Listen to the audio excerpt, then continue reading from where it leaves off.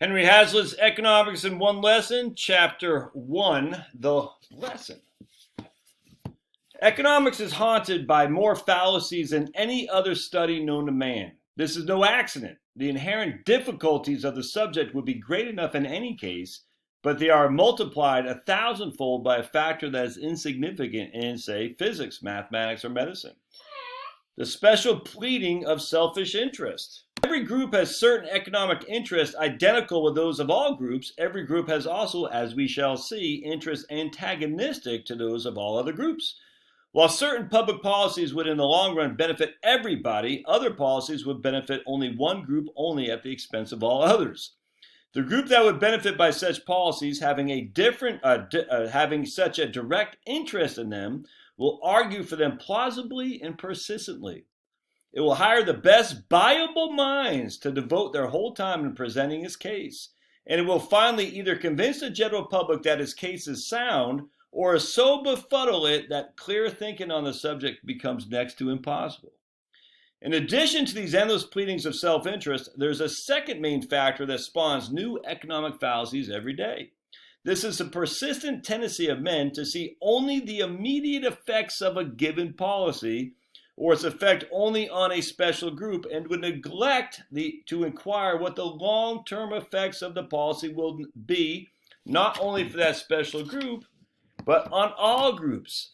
It is the fallacy of overlooking secondary consequences. In this lies the whole difference between good economics and bad.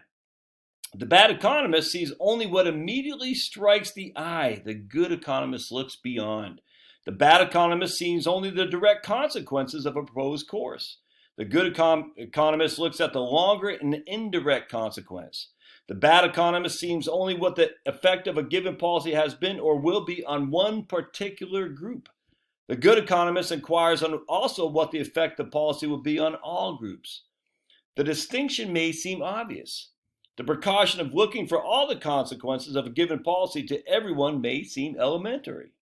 Doesn't everybody know in his personal life that there are all sorts of indulgences, delightful at the moment but disastrous in the end? Doesn't every little boy know that if he eats enough candy, he will get sick? Doesn't the fellow who gets drunk know that he will wake up next morning with a ghastly stomach and headache? Doesn't the dipsomaniac know that he is running his liver and shortening his life? Doesn't the Don Juan know that he's letting himself in for every sort of risk, from blackmail to disease? Finally, to bring it to an economic, though still personal realm, do not the idler and the spendthrift know, even in the midst of their glorious fling, that they are heading for a future of debt and poverty? Yet when we enter the field of public economics, these elementary truths are ignored. There are men regarded today as brilliant economists who deprecate saving and recommend squandering on a national scale as the way for economic salvation. And when anyone points to what the consequences of these policies will be in the long run, they reply flippantly, as might the prodigal son of a warning father, in the long run, we are all dead. You know who said that, right? As such, shallow wisecracks pass as devastating epigrams and the ripest wisdom, exactly. You realize in the long run, dude, this is devastating for the economy. Well, it doesn't matter, sir. In the long run, we're all dead. But the tragedy is that, on the contrary, we are already suffering the long-run consequences of the policies of the remote or recent past. Exactly. Devastating effects in the long run. Yes, from 100 years ago, the long run, those people are dead. But we are now dealing with it. We are now bearing the brunt of their stupidity in economics. Today is already the tomorrow for which this is fantastic. Today is already the tomorrow for which the bad economists yesterday urged us to ignore. Does that make sense? Today is already the tomorrow for which the bad economists yesterday urged us to ignore, because in the long run, we're all dead, except for your kids. The long-run consequences of some economic policies may be evident in a few months. Others may not become evident for several years. Still others may not become evident for decades. But in every case, these long-run consequences are contained in the policy as surely as the hen was in the egg, the flower to the seed. From this aspect, therefore, the whole of economics can be reduced to a single lesson, and that lesson can be reduced to a single sentence. The art of economics consists looking not merely at the immediate, but at the longer effects of any act or policy. It consists in tracing the consequences of that policy, not merely for one group, but for all groups. 9/10 of the economic fallacies that are working such dreadful harm in the world today are the result of ignoring this lesson. These fallacies all stem from one of two central fallacies, or both. That of looking only at the immediate consequences of an act or proposal, and that looking at the consequences only for a particular group to the neglect of all others. It is true, of course, that the opposite error is possible. In considering a policy, we ought not to concentrate only on the long-run results to the community as a whole. This is the error often made by classical economists. It resulted in a certain callousness towards the fate of groups that were immediately hurt by policies and developments which proved to be beneficial on net balance and in the long run. I cannot agree more.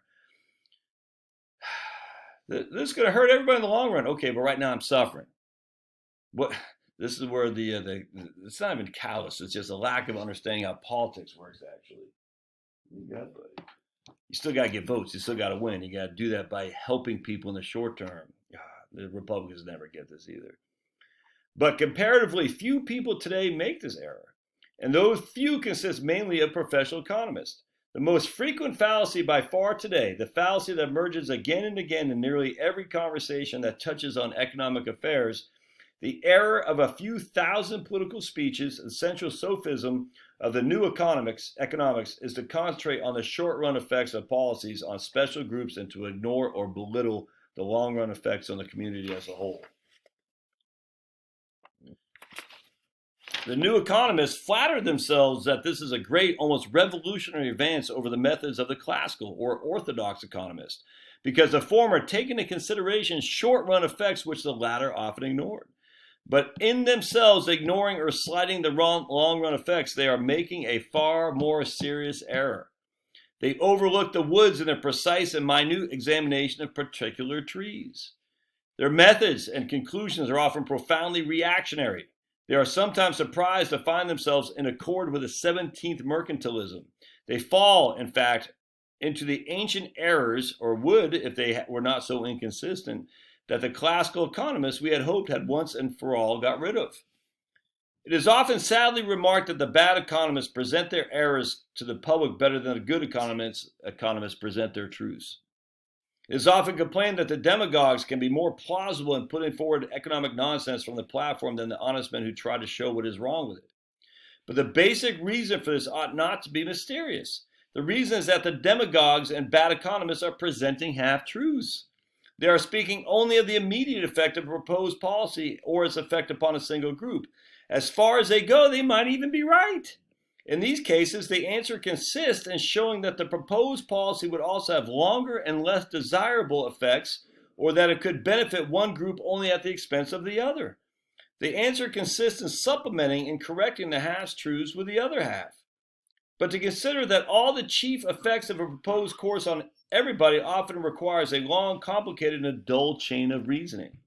Most of the audience finds this chain of reasoning difficult to follow and soon becomes bored and inattentive. The bad economists rationalize this intellectual debility by laziness and assuring the audience that need not even attempt to follow the reasoning or judge on its merits because it's only classicism or laissez-faire or capitalist apologetics or whatever other term of abuse they might strike them as effective.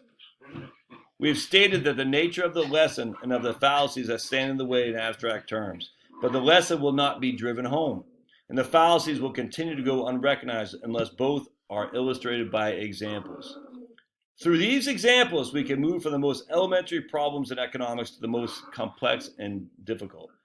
Through them, we can learn to detect and avoid first the crudest and most palpable fallacies, and finally some of the most sophisticated and elusive. To that task we shall now proceed, as I sit here and watch my dogs wrestle. So the issue is simple. The bad economist, this is the benefit of doing this, raising the minimum wage, for instance. Oh, that's so great. A good economist has to go in a deliberate attempt not only to debate, to say no, but also say why to say no.